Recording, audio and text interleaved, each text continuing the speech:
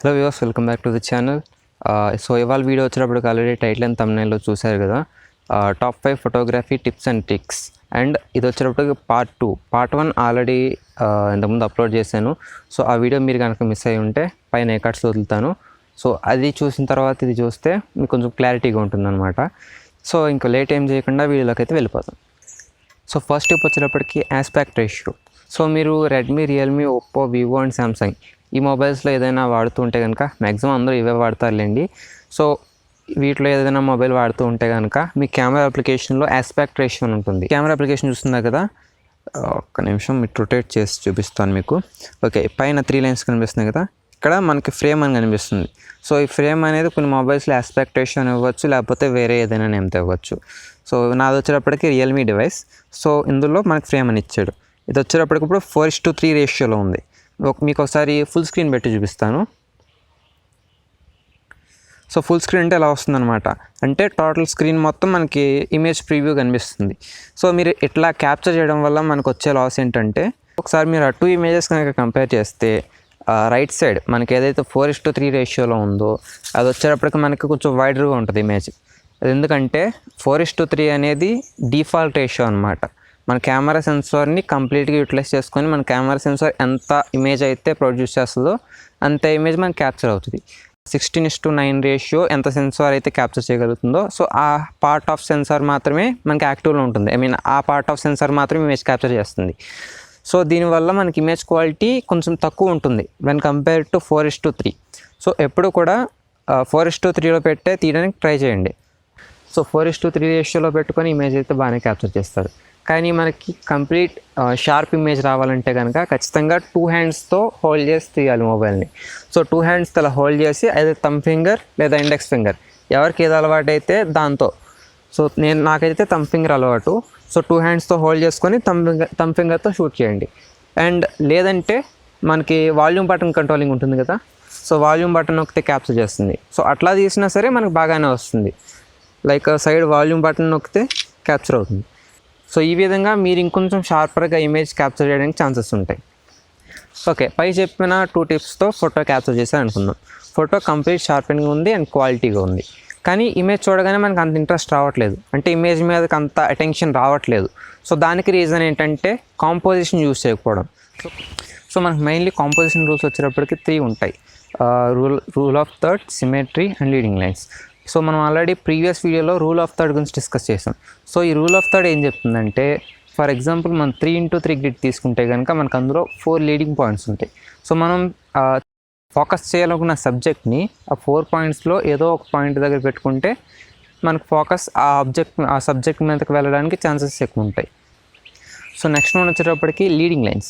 So ఈ పిక్లో చూసుకుంటే కనుక మనకు డైరెక్ట్గా మెయిన్లీ పిక్ చూడంగానే ఫోకస్ అంతా కూడా ఆ పర్సన్ దగ్గరికి వెళ్ళిపోతుంది. ఎందుకంటే లీడింగ్ లైన్స్, ఆ లైన్స్ అన్నీ కూడా ఆ పర్సన్ దగ్గరికే లీడ్ చేస్తున్నాయి ఫోకస్ని. సో ఆ ఇమేజ్ చూడగానే ఆ ఇమేజ్ బ్యాక్గ్రౌండ్ ఆర్ ఫోర్గ్రౌండ్ మొత్తం కలిపి మన పర్టికులర్ ఆబ్జెక్ట్ వైపుకే ఫోకస్ పంపిస్తుంది. సో దీన్ని లీడింగ్ లైన్స్ అంటారు.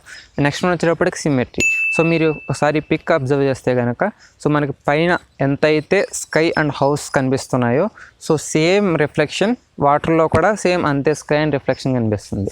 సో ఈ ఇమేజ్లో మనకి హాఫ్ చేసుకుంటే కనుక పైన ఏదైతే ఉందో కింద కూడా అదే కనిపిస్తుంది. సో దీన్ని సిమెట్రీ అంటాం. ఐదర్ ఈ సిమెట్రీ హారిజాంటల్గా అయినా కావచ్చు, వెర్టికల్గా అయినా కావచ్చు.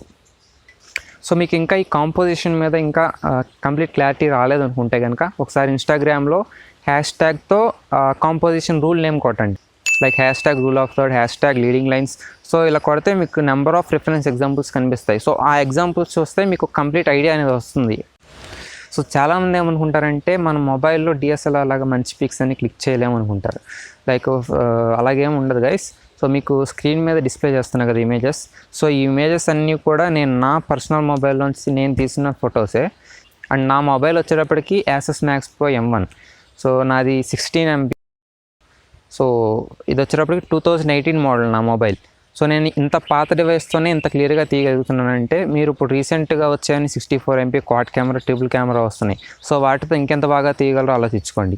అండ్ నా ఇన్స్టాగ్రామ్ లింక్ వచ్చేటప్పటికి కింద డిస్క్రిప్షన్లో ఇస్తాను. ఒకసారి నా ఇన్స్టాగ్రామ్ పిక్చర్స్ మొత్తం చెక్ చేయండి అండ్ నచ్చితే ఫాలో అవ్వండి. అండ్ ఇంకొకటి, మీలో ఎవరికైనా నా సైడ్ నుంచి పర్సనల్ సజెషన్స్ లైక్ ఫొటోస్ షూట్కి సంబంధించిన ఏమైనా పర్సనల్ సజెషన్స్ కావాలనుకుంటే కనుక నాకు ఇన్స్టాగ్రామ్లో DM చేయండి, నేను వెంటనే రిప్లై ఇస్తాను. So last and final one వచ్చేటప్పటికి కెమెరా అప్లికేషన్. సో నేను ఈ పాయింట్ లాస్ట్ వీడియోలో కూడా డిస్కస్ చేశాను. ఏంటంటే గూగుల్ కెమెరాని యూస్ చేస్తే మన స్టాక్ కెమెరా కంటే బెటర్ అవుట్పుట్స్ వస్తాయని. సో ఆ వీడియో కింద చాలా కామెంట్స్ వచ్చాయి నాకు గూగుల్ కెమెరా లింక్ పెట్టమని. సో ఈ గూగుల్ కెమెరా ఏంటంటే ఒక్కొక్క మోడల్కి ఒక్కొక్క అప్లికేషన్ అనమాట. అంటే మన మోడల్కి సంబంధించిన యాప్ మన మోడల్లో సపోర్ట్ చేసేలాగా ఒక్కొక్క ప్రోగ్రామర్ ఒక్కొక్కలా డెవలప్ చేసి ఉంచుతారు. సో అవన్నీ నేను వెతికి పెట్టాలంటే అది ఇంపాసిబుల్. సో మీరు గూగుల్ కెమెరా మీరు ఇన్స్టాల్ చేసుకోవాలనుకునే వాళ్ళు ఎవరైనా ఉంటే కనుక సో ఒకసారి యూట్యూబ్లో మీ mobile model and Google camera free download అని కొట్టండి.